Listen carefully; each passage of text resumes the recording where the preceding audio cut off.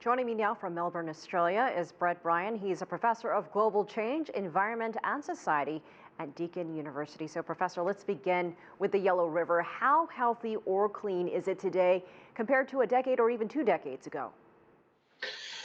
Hi, Elaine. Thanks for having me on the program. The Yellow River is an interesting case. It was once known as the muddiest river on the planet, and since the 1950s, it's carried an enormous amount of sediment along its course and dumped about 2 billion tonnes of sediment out its mouth each year. But China's invested a huge amount of effort and money in cleaning up the soil erosion that erodes the fine-scale dust soil, very fine loess soil it's called, and that enters the river because of expansion of agriculture. And China has revegetated a lot of the eroding soils and cleaned up the river to historically low levels of sediment. So it's a really upbeat message as far as erosion and sediment goes in the Yellow River. How big of an effort has this been over the years? I mean, how far has China come in cleaning up its water, its air, and other areas in recent years? Or talk about the time and money involved here. Our work is on China's agricultural and rural areas, and since 2000, they've spent about $350 billion on things like reducing soil erosion, improving water quality, reducing the expansion of deserts, increasing its food production in a more sustainable way.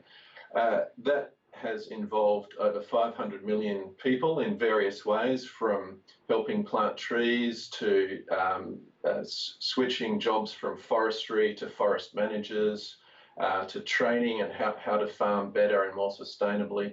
And it's also covered around 2/3 of China's land area, about 620 million hectares over that 20 years. So it's been a remarkable acceleration in environmental management over most of its territory. What can other countries learn from China's environmental and sustainability program? Some of the things you just mentioned. Can their methods be replicated in other countries? It's really global leadership being shown by China in rural land management, and it's unparalleled elsewhere in the world. Western countries have a lot to learn. Firstly, we need to spend a lot more money on managing our environment. Second, China was really good at breaking the really tight relationship between environmental degradation and poverty. So the poor people tend to pressure their land harder to produce more money. That backfires and they become poorer and the land becomes more degraded.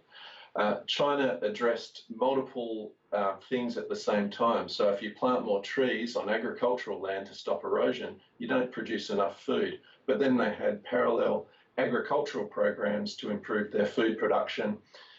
It's been so successful, they've virtually eliminated hunger from China, whereas once upon a time, not too many decades ago, millions of people were dying from famine. It's improved forest cover from 8% to around 23%. As I mentioned, the improvements in erosion of about 12% nationwide, and water quality and sediment reduction in its major rivers. So we've got a lot to learn in Australia and the US from China's efforts on rural land management.